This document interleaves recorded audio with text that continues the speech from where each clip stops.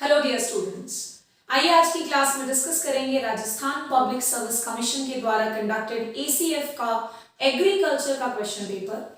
और ये पर्टिकुलर जो क्वेश्चन पेपर का सोल्यूशन होगा अपकमिंग हर एग्जाम के लिए डेफिनेटली इंपॉर्टेंट होगा, स्पेसिफिकली जो बच्चे एफएसओ की तैयारी कर रहे हैं आरपीएससी के लिए, और इसके अलावा बाकी हर एग्जाम जो एग्रीकल्चर बेस्ड है it is going to be very important for all of you. आइए शुरू करते हैं पहले क्वेश्चन के साथ। देखते हैं फर्स्ट क्वेश्चन में हमारे पास क्या है सीखने के लिए। पहला क्वेश्चन है, clay particle of soil has a diameter of, millimetres में आपसे पूछा गया। और आपको बता दूं कि ये सॉइल साइंस का ऐसा क्वेश्चन है जो ऑलमोस्ट हर एग्जाम पूछता है। अगर आप बात करें सीजी व्यापम आरएचईओ के पेपर 2017 की, तो उसमें भी आपको सेम क्वेश्चन देखने को मिल जाएगा।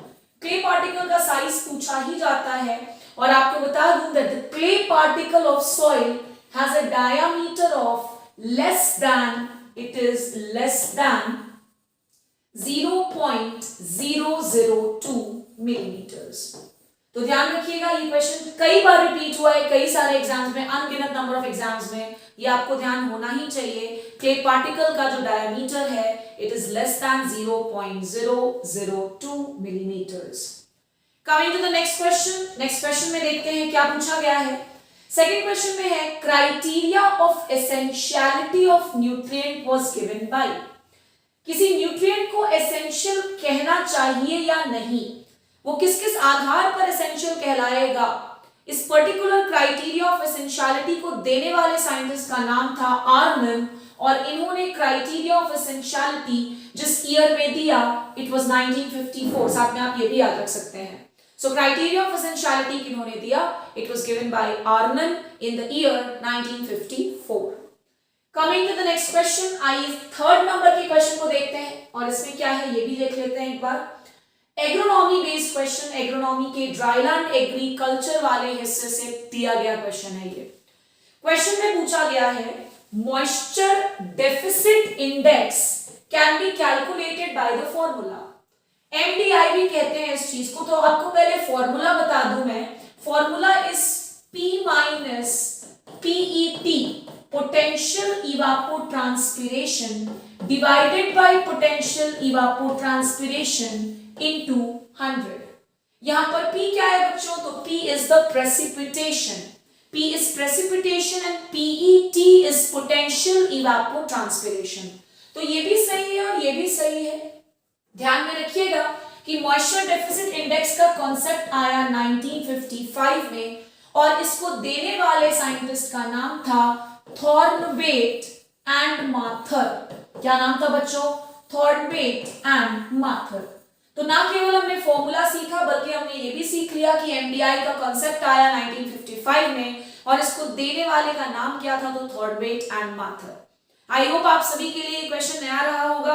और ड्राईलैंड एग्रीकल्चर जिस भी पर्टिकुलर सिलेबस में मेंशन है, बिकॉज ड्राईलैंड एग्रीकल्चर का छोटा सा हिस्सा एफएसओ के भी सिलेबस में मेंशन किया गया है, तो ये क्वेश्चन काफी इंपॉर्टेंट हो जाता है आप सभी के लिए।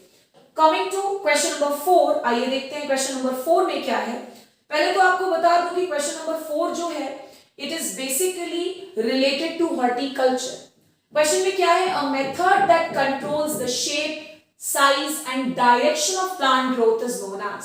एक ऐसा मेथड जो प्लांट के ग्रोथ को, शेप को, साइज को और उसके बढ़ने की दिशा को कंट्रोल करता है, इस प्रोसेस को या इस हॉर्टिकल्चरल प्रैक्टिस को हम क्या कहते हैं, तो it is known as training. यानी कि आंसर क्या हो जाएगा बच्चों, ट्रेनिंग।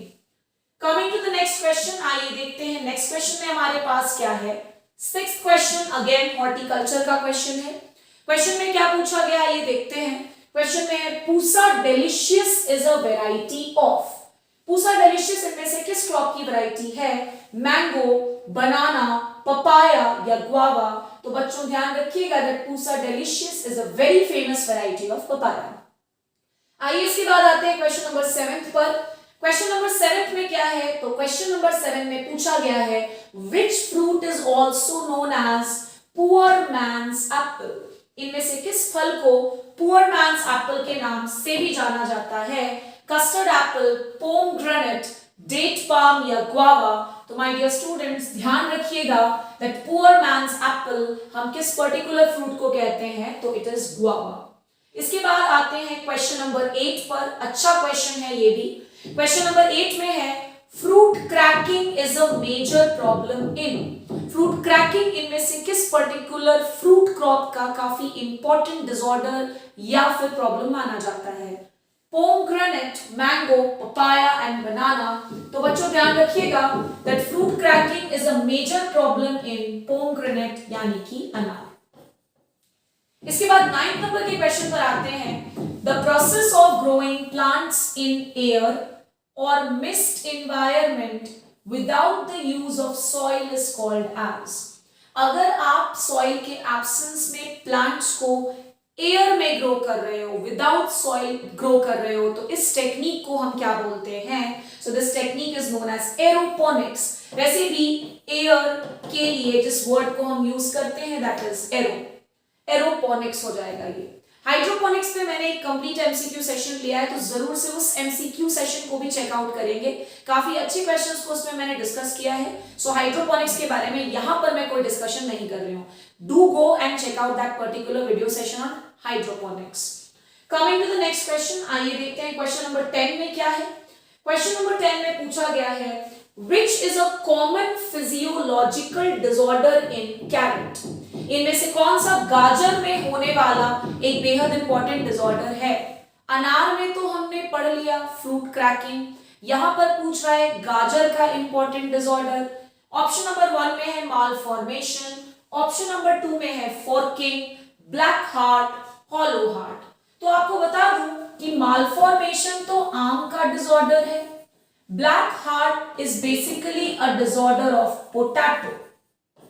तो बच गया हमारे पास फोर्किंग और हॉलो हार्ट। ध्यान रखिएगा गाजर में होने वाला एक बड़ा इंपॉर्टेंट डिसऑर्डर का नाम है फोर्किंग। साथ ही साथ गाजर में एक और इंपॉर्टेंट डिसऑर्डर भी होता है, ये आपको हेल्प करेगा उन सारे बच्चों को जो आरपीएससी एफएसओ के एस्पायरेंट्स हैं, साथ ही साथ मेरे वो स्टूडेंट्स भी जो एग्रीकल्चर बेस्ड पीजी एंट्रेंस की तैयारी कर रहे हैं, जेआरएफ की, आरयू आरएचओ एग्रीकल्चर टीचर की।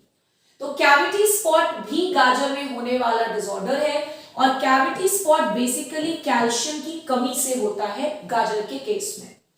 Coming to question number 11। Question number 11 में पूछा गया वोलेटाइल। वोलेटाइल मतलब कोई ऐसी चीज जो उड़ जाए। वोलेटाइल आइसोथायोसायानेट क्रिएट्स पंजेंसी इन। पंजेंसी मतलब जैसे प्याज में आपने देखा होगा बहुत ज्यादा पंजेंसी होती है, मूली में पंजेंसी होती है। क्वेश्चन में पूछा गया वोलेटाइल आइसोथायोसायनेट्स क्रिएट पंजेंसी इन। सिंपल भाषा में अगर बोलूं तो क्वेश्चन में पूछा गया है कि कौन सा ऐसा क्रॉप है जिसमें पंजेंसी का कारण कौन सा ग्रुप ऑफ केमिकल है, तो आइसोथायोसायनेट। तो आपको आंसर बता दूं that the answer will be radish. Coming to next important question, बहुत ही अच्छा क्वेश्चन है ये। हमेशा मैं क्लास लेने के दौरान बताती हूँ कि बच्चों साइंटिफिक नेम से क्वेश्चंस पूछे जाते हैं, और आप देख पा रहे होंगे कि यहाँ पर भी साइंटिफिक नाम पूछा गया है। क्वेश्चन में क्या है? क्वेश्चन में पूछा गया Grewia sub inaequalis is the scientific name of which fruit. दिए गए किस फल का साइंटिफिक नाम ग्रेविया सब इनइक्वालिस है? तो आपको बता दूं that Grewia sub inaequalis is the scientific name of फाल्सा।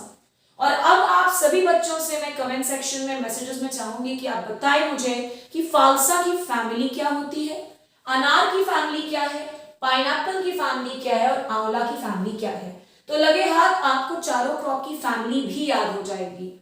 इसके बाद आते हैं क्वेश्चन नंबर 13 पर। आइए देखते हैं क्वेश्चन नंबर 13 में हमारे पास क्या है।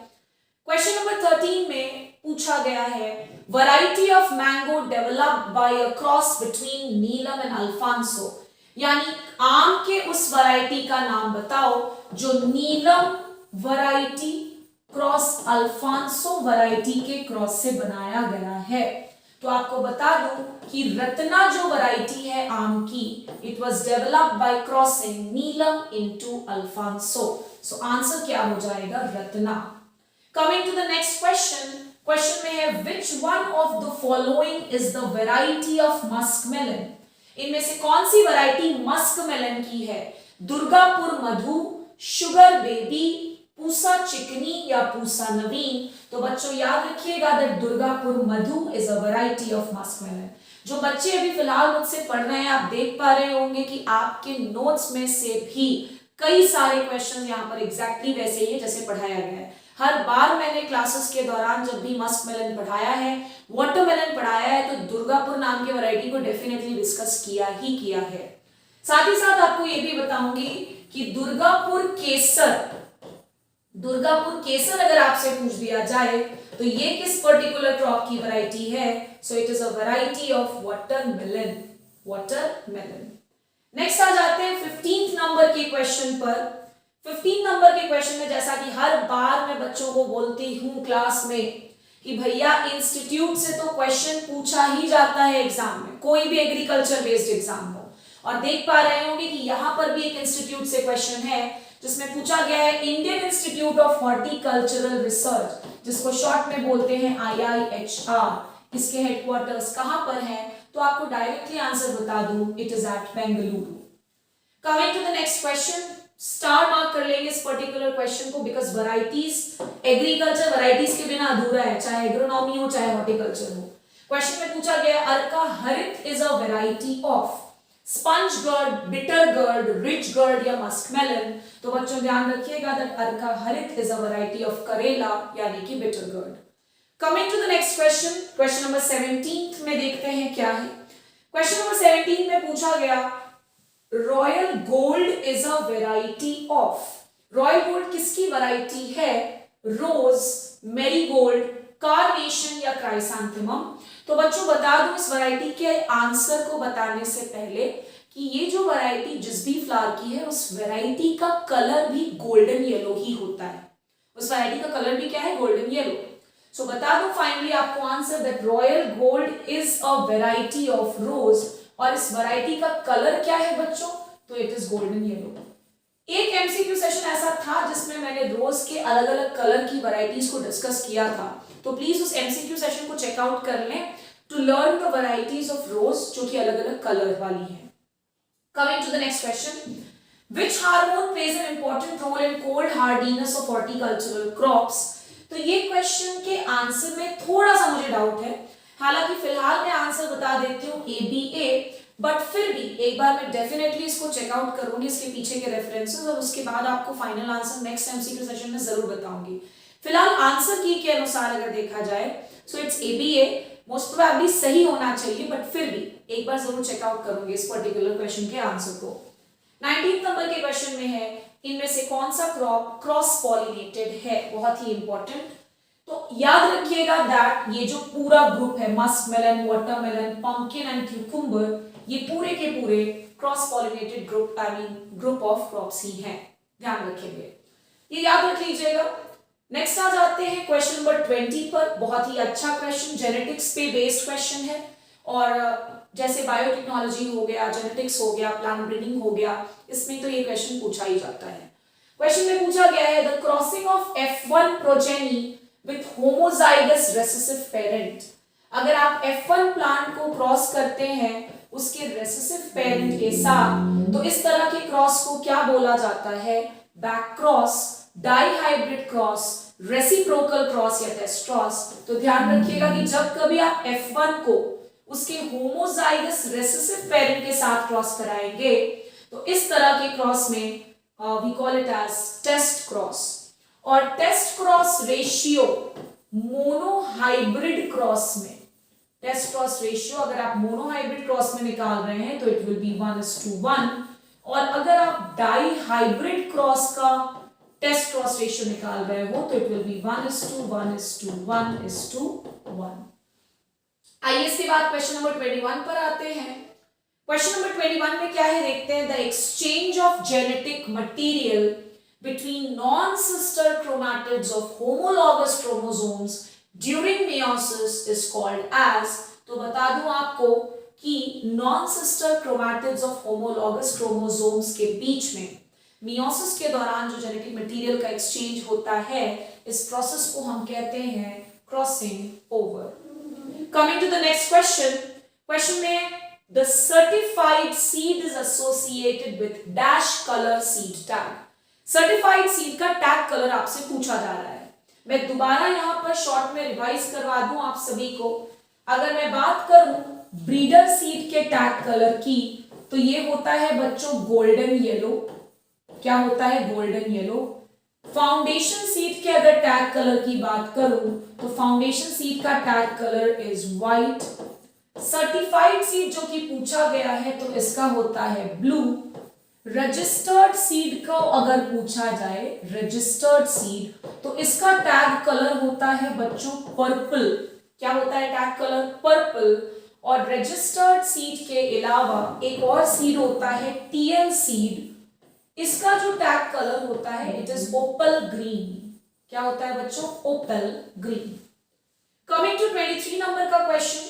क्वेश्चन नंबर 23 में पूछा गया regeneration of plants from isolated meristematic cells is known as. तो बच्चों यही वो प्रोसेस है जिसको हम क्या कहते हैं? Micro propagation. क्या कहेंगे बच्चों? Micro propagation. Next question, who first time coined the term genotype and phenotype. इनमें से किस साइंटिस्ट ने सबसे पहली बार जीनोटाइप और फिनोटाइप टर्म्स दिए थे? विल्मोरिन, मेंडल, शल या जोहानसन? तो आंसर क्या हो जाएगा बच्चों? जोहानसन। शल ने जो टर्म दिया था इट वाज हेटेरोसिस, काम आएगा आपको, ध्यान में रखिएगा। मेंडल के बारे में तो सभी बच्चे जानते ही हैं।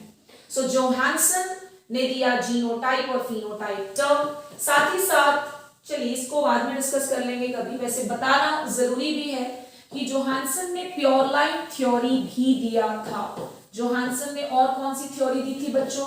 Pure line theory. लास्ट आज के सेशन का जो क्वेश्चन मैं डिस्कस करूंगी that will be question number 25।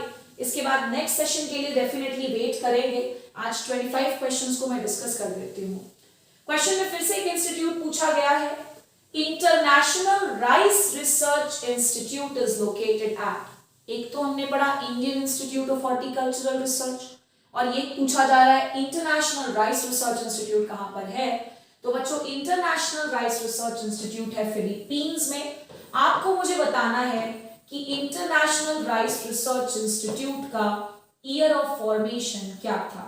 इसका फॉर्मेशन किस ईयर में हुआ, ये भी एक इंपॉर्टेंट सवाल होता है। सो इसे जरूर मुझे कमेंट सेक्शन में बताएंगे। आई होप आप सभी को एमसीक्यू सेशन आज का अच्छा लगा होगा, आपको नए क्वेश्चन सीखने को मिले होंगे। कल का जो एमसीक्यू सेशन होगा उसमें मैं नेक्स्ट 25 क्वेश्चन सेम पेपर के डिस्कस करूंगी। टिल देन पढ़ते रहिए। Thank you so much.